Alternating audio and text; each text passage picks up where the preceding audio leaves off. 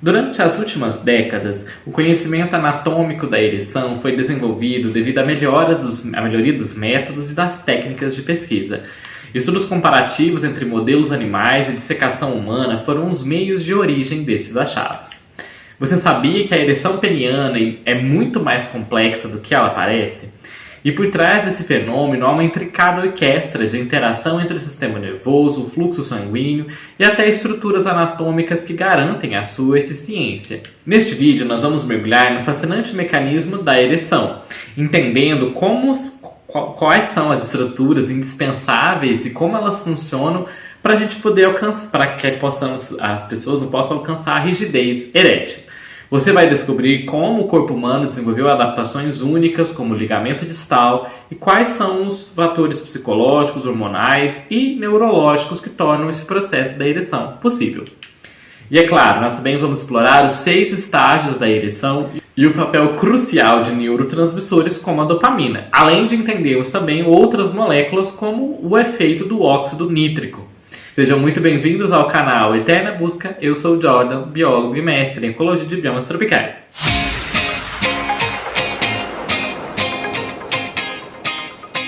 É importante relembrar, gente, que esse vídeo é o segundo na qual nós estamos falando sobre especificamente da ereção peniana. No vídeo anterior nós falamos sobre a visão histórica da ereção peniana, desde de Galeno até a gente chegar na visão atual. E hoje, então, nós vamos falar somente da visão atual.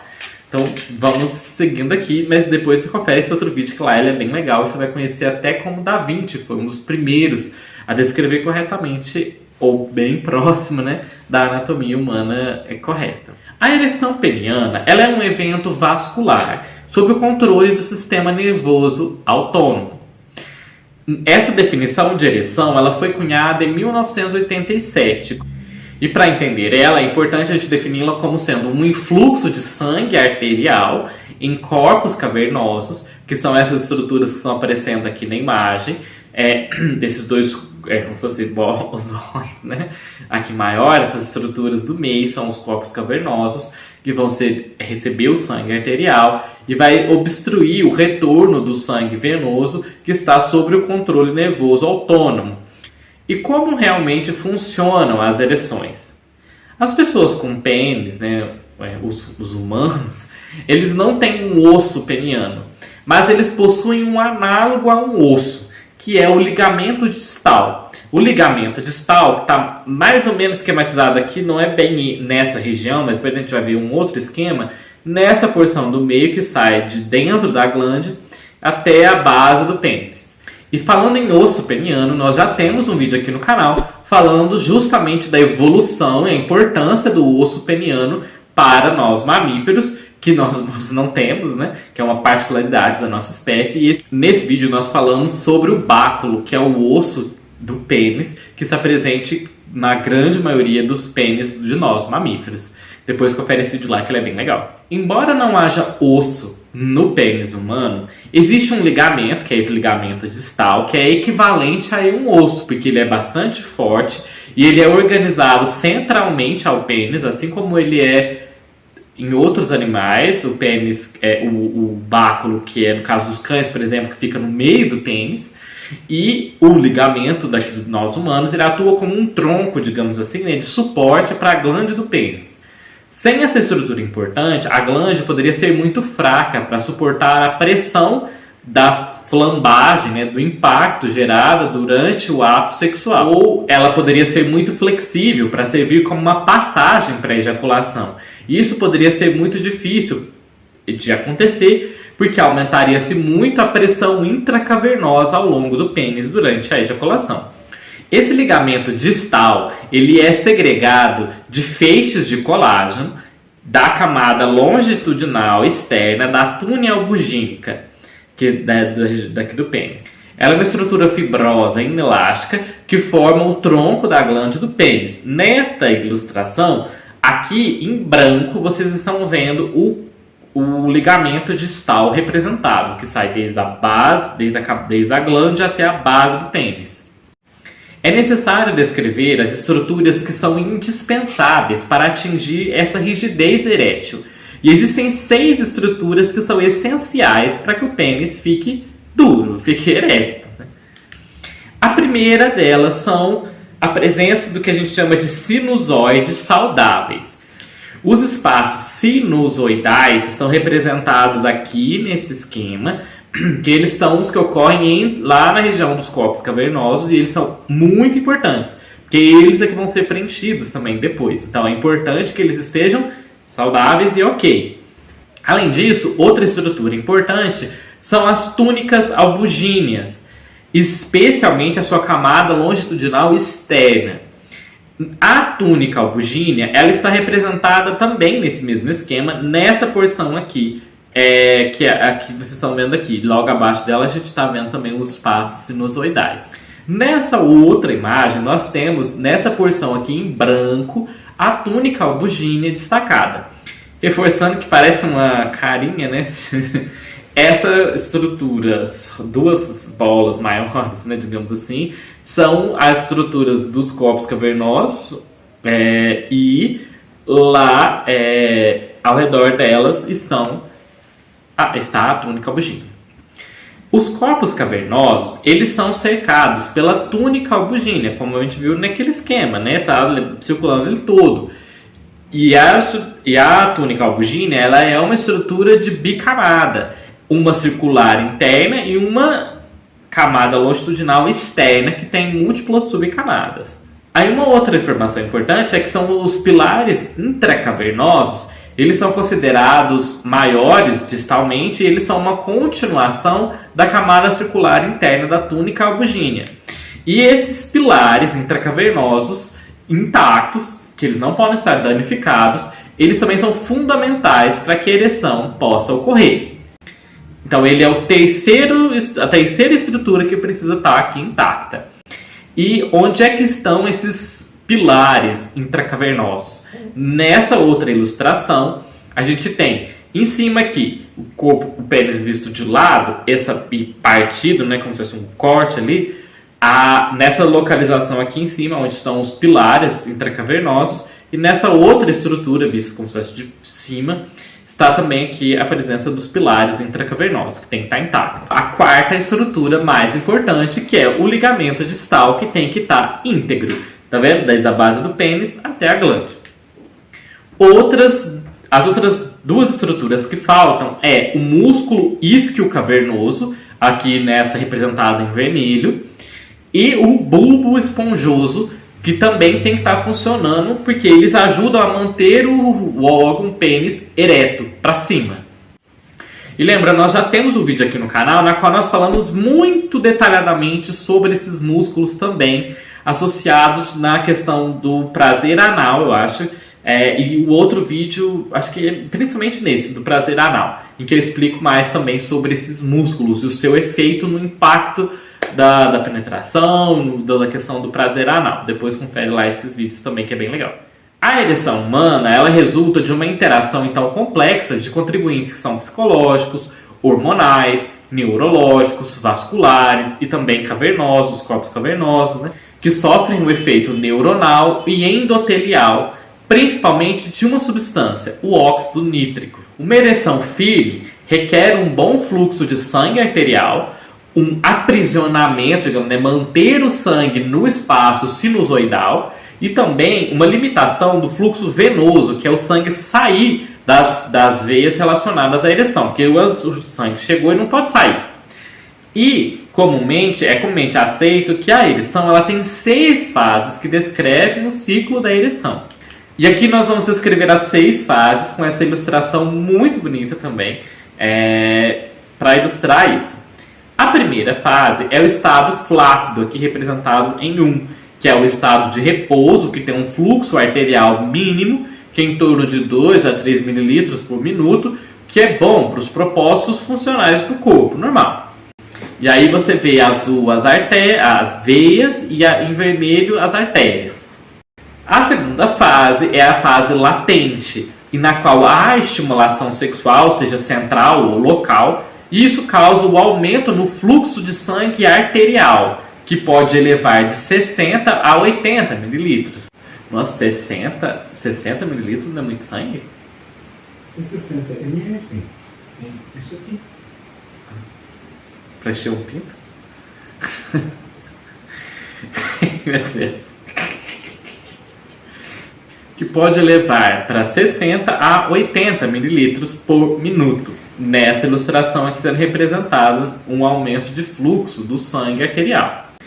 No terceiro momento é a fase da tumescência, que é o alongamento rápido e a expansão da circunferência do pênis, resultante da expansão sinusoidal para que ela possa acomodar o aumento do fluxo de sangue das veias. A gente percebe o alongamento rápido e a expansão da circunferência do pênis, resultante da expansão sinusoidal desses espaços, como vocês veem aqui na representação 3, para que isso possa limitar o fluxo de saída do sangue das veias. E isso vai permitir a ereção. Então a gente percebe que desses esquemas, olha como na tumescência o pênis já começa a aumentar o tamanho aqui e a gente percebe a questão do impacto do espaço sinusoidal aqui, permitindo com que o sangue não saia. A gente já começa a ver que o que está em azul, que são as veias, elas começam a ser pressionadas para impedir a saída do sangue. E o sangue arterial começa a se acumular naquela região, né? Que nas ilustrações, nas duas anteriores, a gente vê que as veias estão mais calibrosas e aqui ela já está mais fininha porque ela foi comprimida, né? No 4, a gente tem a ereção completa, na qual há a expansão peniana completa, caracterizada por uma alta pressão intracorpórea dentro do pênis e também um fluxo arterial que ele acaba sendo obstruído. E um fluxo arterial que vai ser diminuído, porque já tem sangue, então ele vai diminuir o fluxo de entrada de sangue naquela região. Então a gente já tem aqui em 4 a constrição das veias para que o sangue não saia e também o sangue que já está presente ele acaba não saindo, mas também não entra uma grande quantidade de sangue mais naquele local. Em 5º a gente tem a ereção rígida, que é a contração dos músculos isquio-cavernoso e bulbo esponjoso, que é muito forte e isso há um aumento muito grande dentro da cavidade intracavernosa. Nessa 5ª imagem já tem essa grande presença do sangue, essa pressão muito grande dos dois músculos, o isquio cavernoso e o bulbo esponjoso, que faz com que haja uma pressão ainda maior na região dos intracavernosos, dos corpos intracavernosos. E isso vai fazer com que haja a ejaculação, essa força muito intensa desses músculos que leva ao impulso do jato sair. Depois, a gente tem a detumescência. A detumescência, que é o aumento do fluxo venoso, que o sangue vai começar a sair, então diminui a constrição que esse espaço sinusoidal faz nos vasos, nas veias, e assim o fluxo arterial ele retorna para um estado flácido, e aí o pênis volta a ficar flácido. Então, essas são das 6 fases da ereção. Entrando um pouco no controle neural da ereção peniana. Quando os estímulos sexuais atingem o sistema nervoso central, são ativadas vias neurais que transmitem informações sexuais dos centros cerebrais superiores por meio da medula espinhal e do sistema nervoso autônomo, direto para o aparelho sexual para induzir a ereção peniana. Dentro dos corpos cavernosos, 3 controles neurais foram caracterizados em detalhes. E aqui esse outro esquema também muito bonito, que a gente tem a representação do pênis aqui do estado flácido, que a gente vê a questão dos espaços sinusoidais aqui, né? Que são muito maiores, e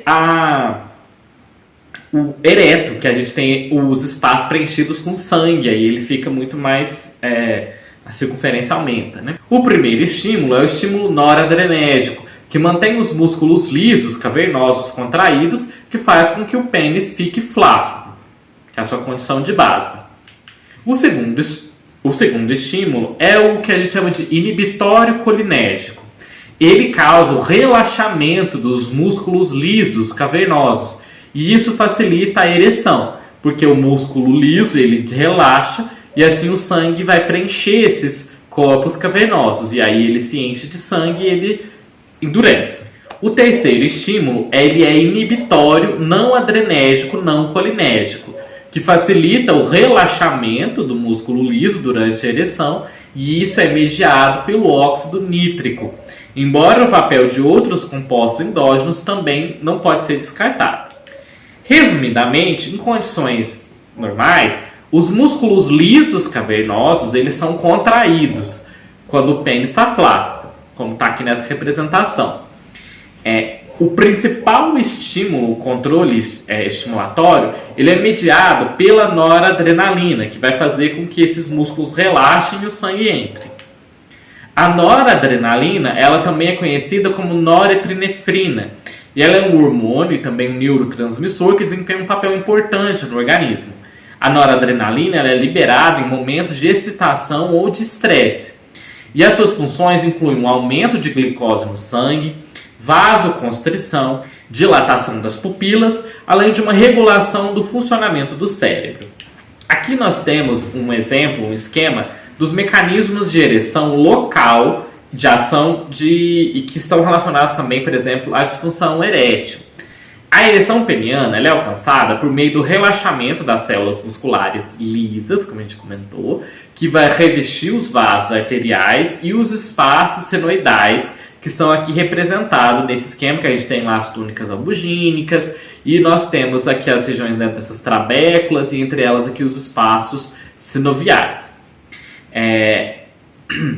E isso permite com que esse relaxamento leva a um aumento de entrada de pressão arterial, diminuindo o fluxo venoso e aumentando a pressão intracavernosa.